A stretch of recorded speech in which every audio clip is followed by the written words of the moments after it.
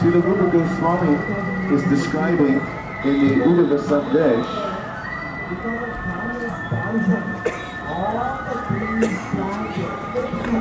Rupa Goswami is describing in the Uddhava Sandesh that the Kaliya lake used to extend very far.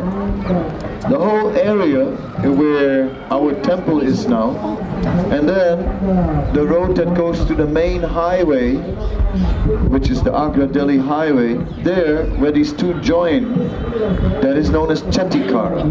So in Chattikara, it is said when Nanda Maharaj and the cowherd men were moving to Vrindavan from Gokul because there were so many demons, then at that time they made a big camp at Chattikara. And because that camp was made with their carts, it was made in half a circle. They put all the carts in half a circle and they put the cows in the middle, and then they had like guards in the open end. And in this way they would protect the cows. And at Chattikara, it is said from Chattikara practically the Kaliya lake began. And the whole area where behind our temple everything was a big lake up to here.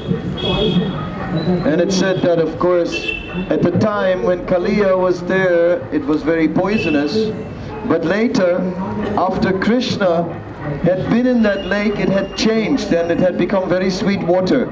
So Rupa Goswami writes in his Uddhava Sandesh, when you go that way and you come to Chattikara and then you come to the Kaliya lake, don't forget to drink the water. It is very sweet. Meanwhile, the cowherd boys came here and Krishna said he had to look after a lost calf and he disappeared, left them alone. Balaramas had stayed home that day. There was something going on. And as a result they were all alone and all the cowherd boys, all the calves, they all drank the water from the Yamuna, which was heavily poisoned, and they all dropped dead. So Krishna came back here to this place and found just the whole banks of the Yamuna full of dead bodies of calves and cows. So it was a major drama, but then again Krishna always has a solution. So Krishna somehow or other revived all of them. So you can just imagine what it's like. One moment you're dead, next moment you're back alive, and you're sort of like, what happened? I mean, we were dead and now alive. So the cowherd boys, it was a bit much on the emotional platform, you know, to die and to be revived all in one day. So you can understand that the cowherd boys were sort of a little bit in a state of shock. Next moment, Krishna climbs in that Kadamba tree. He climbs in that Kadamba tree, and from the Kadamba tree he jumps right into the Yamuna. And as he jumps into the Yamuna, a big splash, but not only a big splash, the whole river rose 1 foot. Such a small body entered and the whole river rose 1 foot. What was going on? Then the next thing was, when Krishna was in the water, he began to make musical sounds with the water. Something like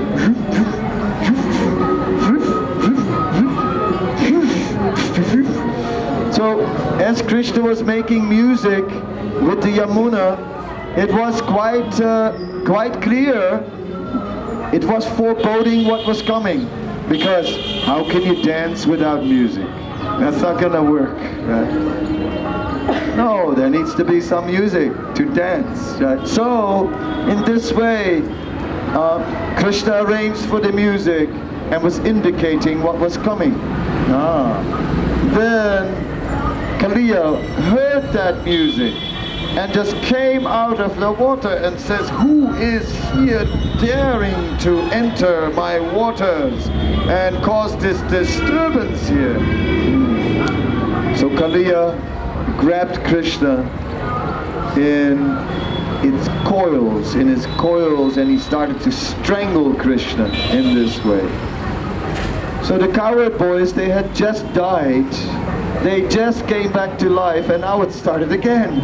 So it was too much emotions for one day. One moment they're dead, next moment they're alive. Are we dead? Are we alive? What? Next moment there's Krishna, he's already in the water. What's he doing? Next moment, huge snake begins to strangle Krishna. Oh my God. It was too much.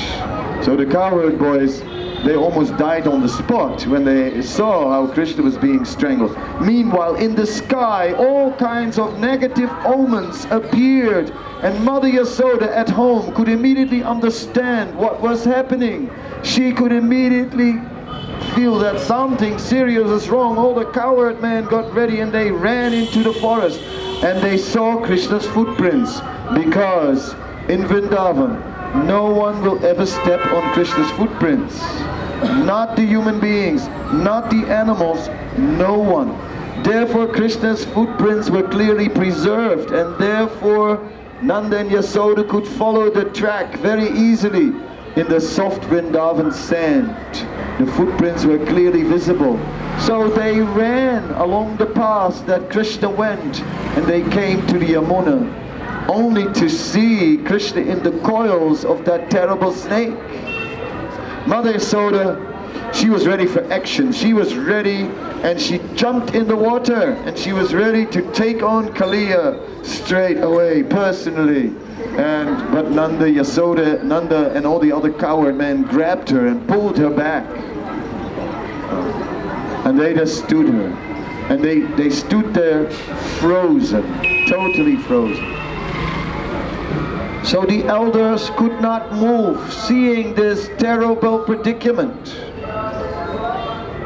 In the Nectar of Devotion, there is a description of Lord Balaram, who is dreaming. And Balaram is dreaming about this Kaliya pastime. And Balaram is saying to Krishna, Krishna in his sleep, he's speaking in his sleep, and Balaram is saying, oh Krishna, Krishna, please hurry it up. Why are you taking so long in the coils of this snake? Krishna, please, now everyone is just on the verge of death. They can no longer handle the tension. Krishna, please now, please, please, finish off this snake. In this way, Balaram is sleeping when he is dreaming of Krishna in the coils of Kaliya. So it took an extremely long time. And after that very long time, when everyone was really about to lose it, when everyone really would have died, then Krishna freed himself from the coils, and then Krishna began to dance on the hoods of Kaliya. And as Krishna was dancing on the hoods of Kaliya, Krishna had so many heads and so many mouths and so many teeth, and he was trying to bite Krishna in every possible way. But Krishna was very elegantly dancing from one hood to the other, and in this way very expertly avoiding the movements of the snake, and yet it was very beautiful and elegant. Vrindavana Nattabara. Krishna revealed himself as the greatest dancer of Vrindavan on the hoods of Kaliya. So you can imagine everyone's mind, you know, one moment, cowherd boys, dead, back alive.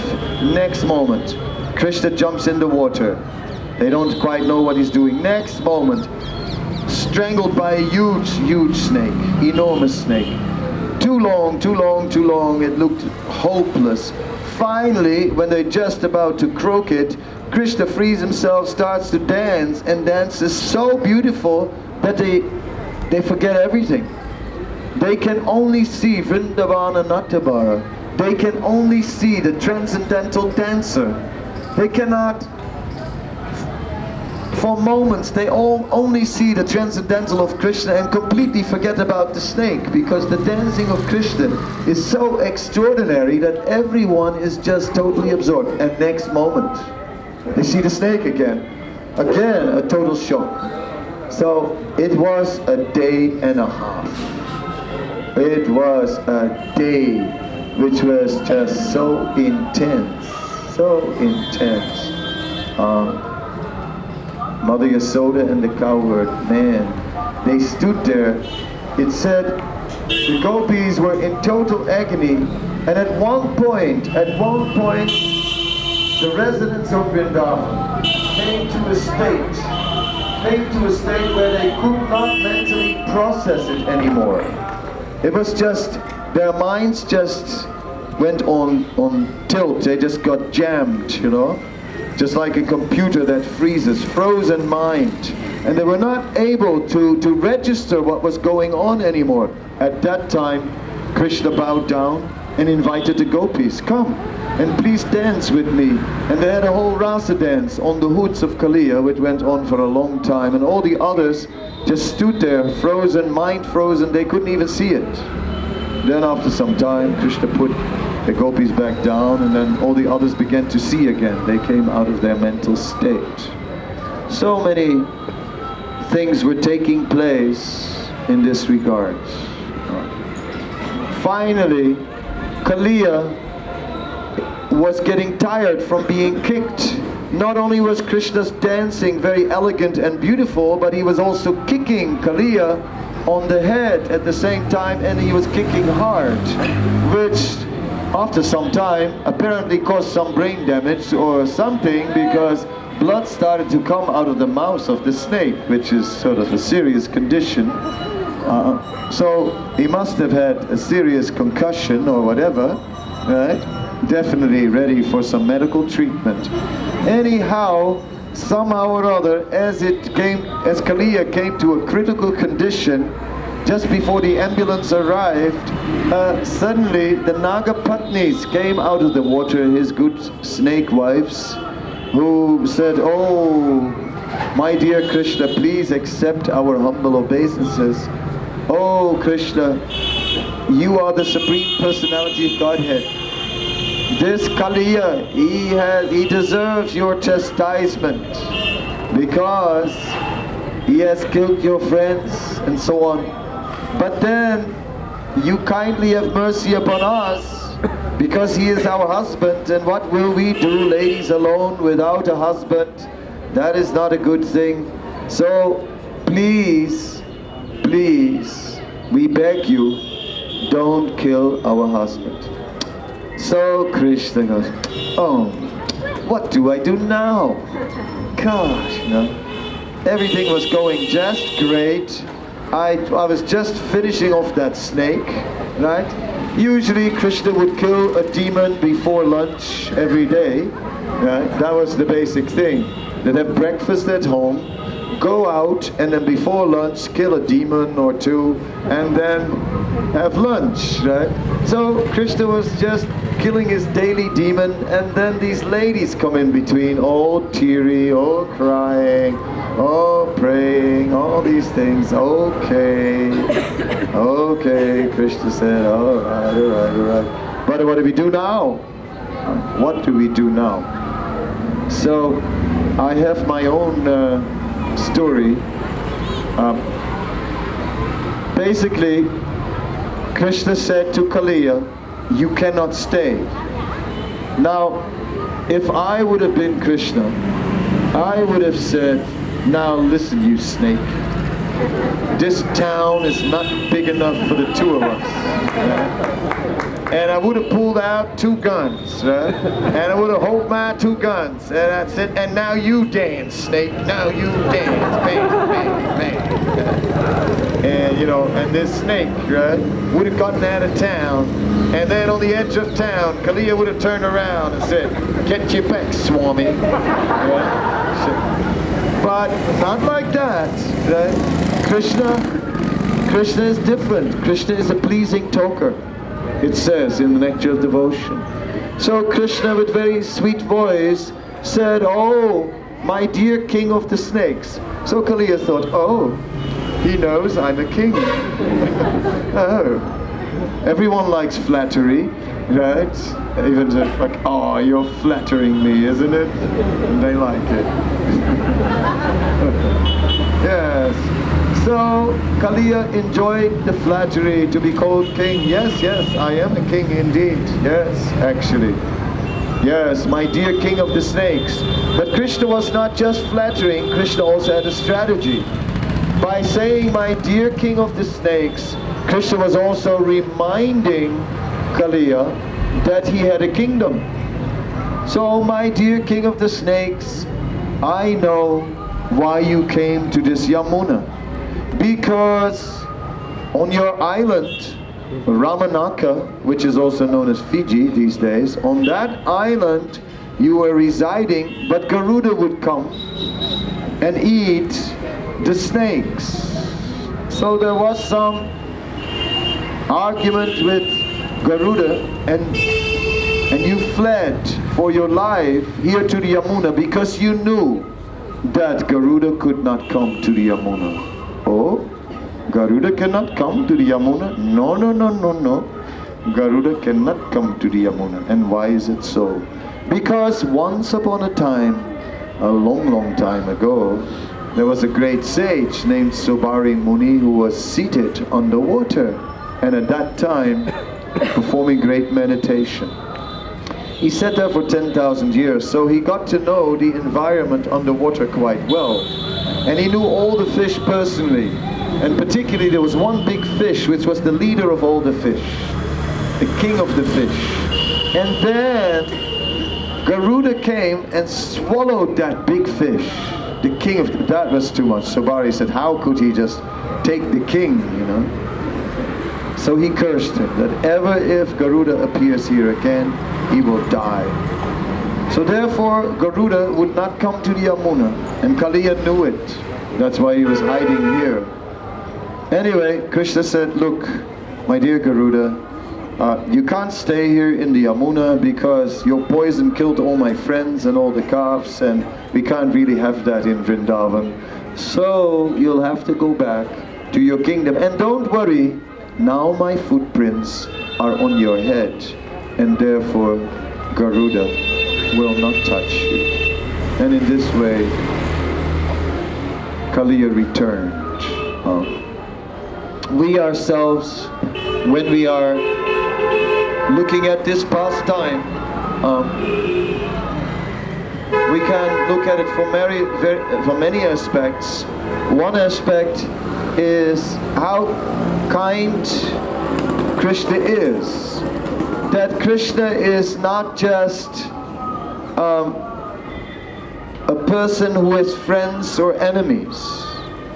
Rather, Krishna is the well-wisher of all. Even those who act inimical to him, ultimately Krishna benedicts them. Ultimately Krishna is kind. Krishna was kind to Putana. Krishna was kind to Kaliya. Krishna is ultimately merciful. And therefore even the demoniac personalities are getting mercy of Krishna. What to speak of the devotees. So in this way we can appreciate Krishna's merciful nature. We can appreciate Krishna's the way Krishna is dealing, respectful, even with a low, poisonous, envious creature. Krishna was still respectful. And in this way, both by the kicks and by the association, Kaliya became purified. And Kaliya also became a devotee. That is why it is described that Kaliya, being a devotee now, and since he was meditating on Garuda, and Garuda is the carrier of the Lord, Kaliya also is in the same category. So Sanatana Goswami describes in the Brihad Bhagavatamrita that in the spiritual world, Kaliya appeared again. He was there in the Yamuna, in the spiritual world. But Krishna, what he did, he put reins through all his noses. He bridled him.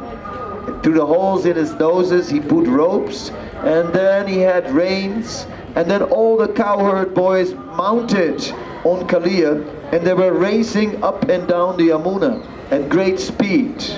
So in this way Kaliya became the carrier.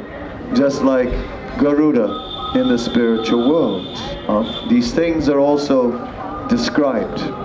So the pastimes of Krishna are very interesting. Krishna appears again and again, either in this universe or in another universe. And the pastimes of Krishna are continuously going on. So we know that the pastimes of Krishna are going on right now in another universe. And that in another universe now, there is the pastime of Kaliya going on. So I always used to wonder about this. If they always perform the same pastimes, doesn't it get boring? The same play again, right? Like actors who perform plays, and you have done the play thousands, millions of times, and here we go again. We're going to do the Kaliya drama. Okay, everybody in your positions, everybody ready. Alright. Cowherd boys, don't forget to drop dead and act dead. Okay, all the cows' costumes, right? You got your costumes on. First drink the water, don't just drop dead before you drink the water. How many times do I have to tell you? You know, it's got to be realistic, right? Stick your snout in the poisonous Yamuna and then you drop dead. What is it? A play that repeats itself again and again? Is that the spiritual world? Isn't that a little dry? Doesn't it get boring forever? And what are we doing now? Well, guess what? We've been doing it eternally. Kaliya Lila. Oh, what a surprise. Really? Yeah, nice. So doesn't it get, how is the spiritual world ever fresh? It is not in the bigger picture. The bigger picture, the ingredients are the same. Kaliya is there. But there is a lot of variety within the bigger picture, within the pastime. So much differences, different varieties and so on. So in this way, it is not dry. It is not the same. It is actually ever fresh. And all the cowherd boys are playing with Krishna in the forest. There are so many varieties. In the spiritual world, of course, Krishna doesn't kill any demons. Daddy does here in the material world. And as we see, there, if a demon appears, it is because that demon is also a devotee. And then they're playing with him. So, by being here in Kaliya Daha, we can maybe increase our desire to go back to the spiritual world. We can maybe get a desire to enter into the pastimes of Krishna.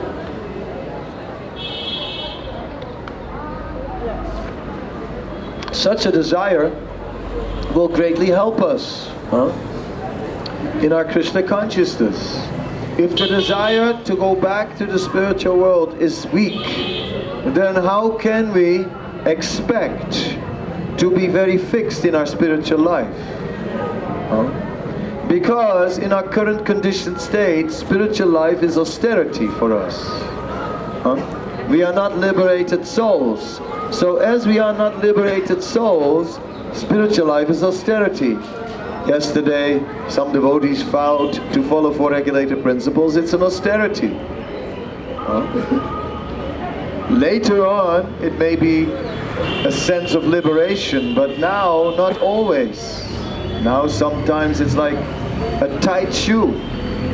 A shoe that is too tight, and if you wear a shoe that is a little bit small and tight, then you can't wait to take it off. And you're walking on these shoes, and as you're walking you're thinking, ooh, when I'm coming home I'm gonna take off these shoes.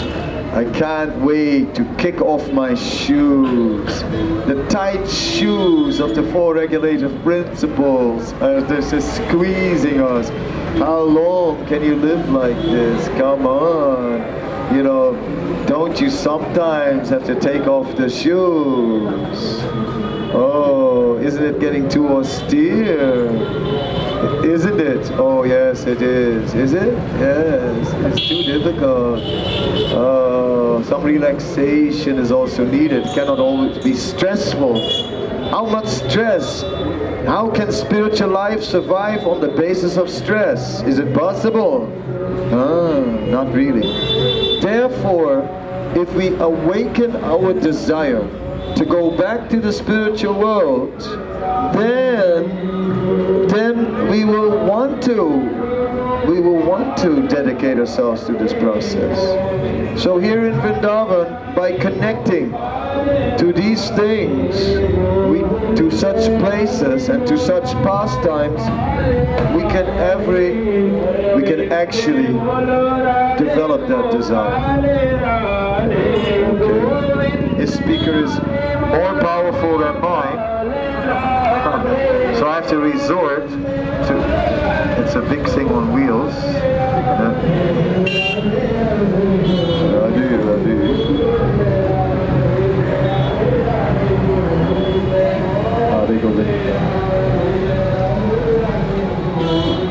So,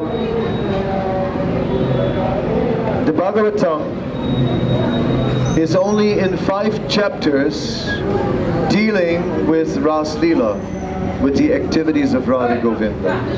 And in all the remaining chapters of the 10th canto, 90 chapters, right? Out of 90 chapters, 5 chapters deal with Ras Leela and Radha and Krishna, Radha Govinda. And the remainder is dealing with many demons. And actually, in the killing of these demons, we are overcoming our own demoniac mentality. Kaliya was very proud of who he was. He was very big. He was much bigger than others. It's always good when you're bigger than others, of course. Because, you know, there are a few bigger guys and they know, you know, I am big. Big dog knows I am big. Big professor knows I am big. If we have greatness, naturally what happens is we become proud. So Kaliya was already a snake, so he was already envious. Add pride to envy, then what have you got? Right? Then you have a perfect situation of directed at harming others. When we're proud and envious, then we don't care at all about others. Like when Aghasura is described, who also was a snake, it said Aghasura became a snake because he was cold-blooded.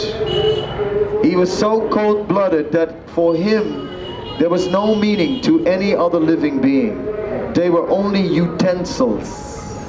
Something you use, like a knife and a fork. Living beings were utensils. That is the snake-like mentality.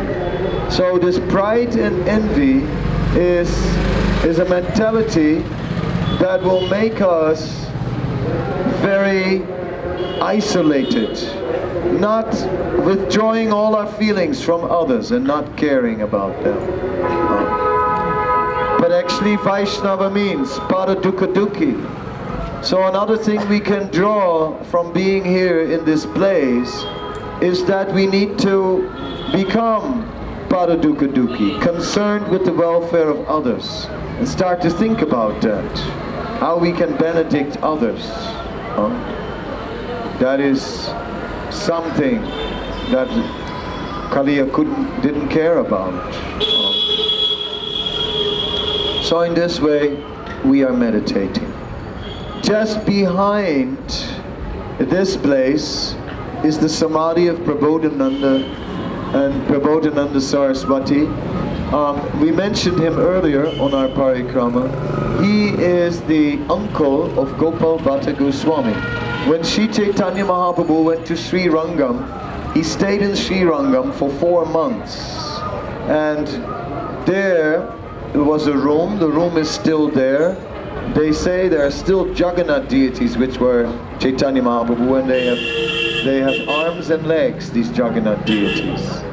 Nice Juggernaut deities. Not sure if they were original, but that's what they say. And Chaitanya Mahaprabhu stayed there for 4 months, and he discussed with Venkatabhata, who was a senior scholar and Brahmana priest in the Ramanuja Sampradaya. And his brother, Prabodhananda, was a sannyasi. And he was a sannyasi in the Sri Sampradaya who came to the Gaudiyas. And who became a great devotee of Chaitanya Mahaprabhu. And he wrote this book called the Chaitanya Chandramrita, which is an absolutely amazing book. What shall I say? Did I bring my phone? I didn't even bring the phone. Look at that. Great. So I can't read it to you, and that's just as well. But basically, Prabodhananda shows so much faith in Chaitanya Mahaprabhu. That is his special quality. That he says, what is the point of any incarnation? What is the point when Lord Varaha lifted the earth?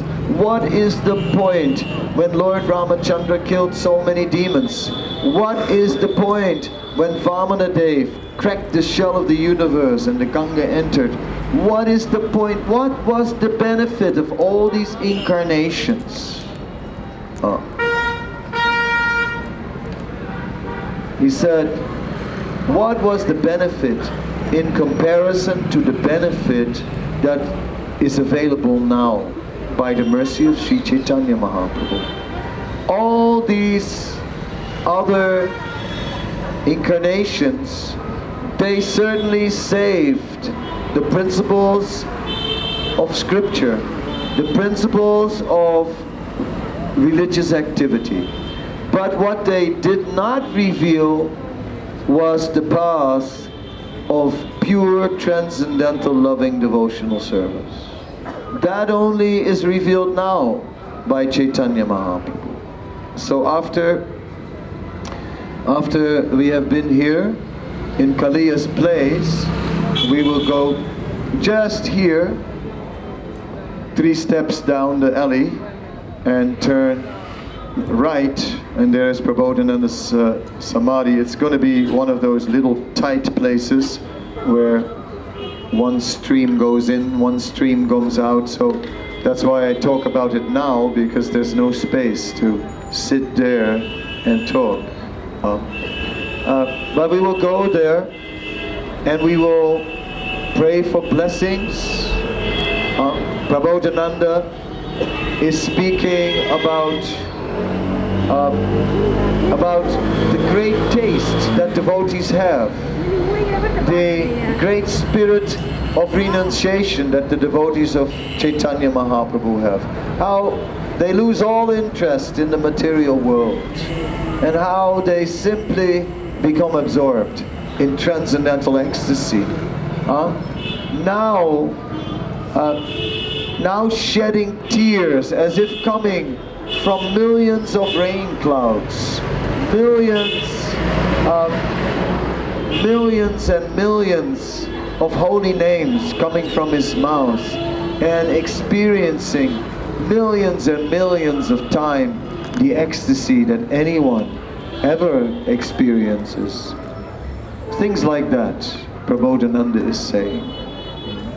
Prabodhananda is also speaking about the future, because he's saying now the whole world is dancing in ecstasy. Now the whole world, old men and women, children, everyone is rolling on the ground, and everyone is just overwhelmed with ecstasy and love of God. So in this way, Prabodhananda is describing the future, because we are here and it's nice and cozy, but we're not exactly rolling on the ground. Right? So Prabodhananda is describing what will happen when the golden age, which has already started, in the Brahma Vaivarta Purana there is that 10,000 year golden age described, and Ganga and Krishna are speaking, and Krishna says in the beginning of Kali Yuga, all the people would take bath in your waters and everyone will become purified by your glory. That is the greatness of your mercy. So Ganga is very happy that Krishna is speaking words of glorification about her, but at the same time Ganga is saying, thank you very much for speaking about my glories, but can I ask one question? You said in the beginning of Kali Yuga people will bathe in my waters. What will happen after that? And then, it's too small, I don't know my reading was. It's okay. Thanks a lot. And then, what happens is, then Krishna says that then the Sankirtan movement will appear and a golden age will appear with the appearance of Chaitanya Mahaprabhu. So the golden age has already started. Nice, huh? It's pretty good, isn't it? Golden age. You like it? Yeah? Nice, huh?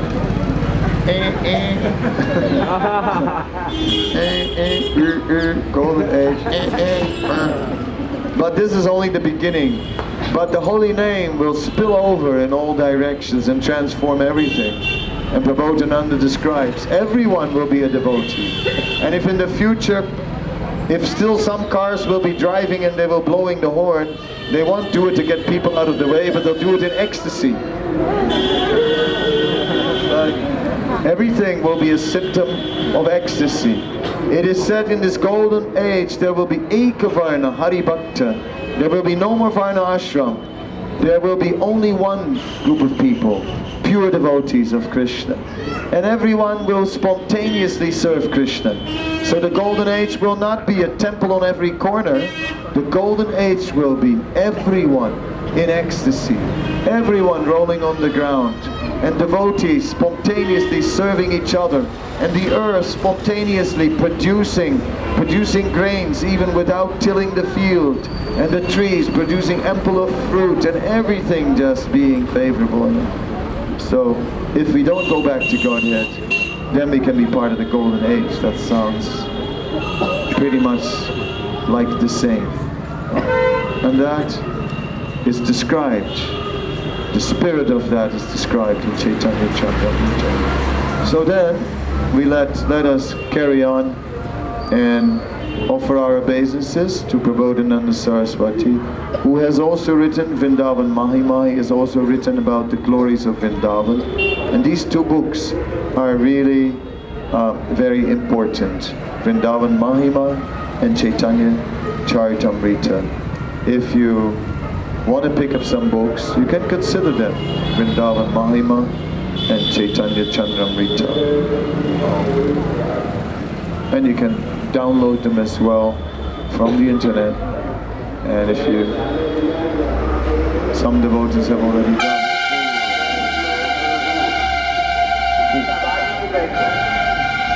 So we'll carry on. Today Chandrasekhar is with us and he has a golden voice. So he does. Come. What can you do? It's not his credit. He has, because there's no claim to proprietorship. It's just Krishna lent it to him for a while. And how long Krishna will lend it to him, I don't know. It's Krishna's golden voice. But he happened to have given it to Chandrasekhar, who looks after it. And therefore, he will sing for us a little while now. Thank you very much. Hare Krishna.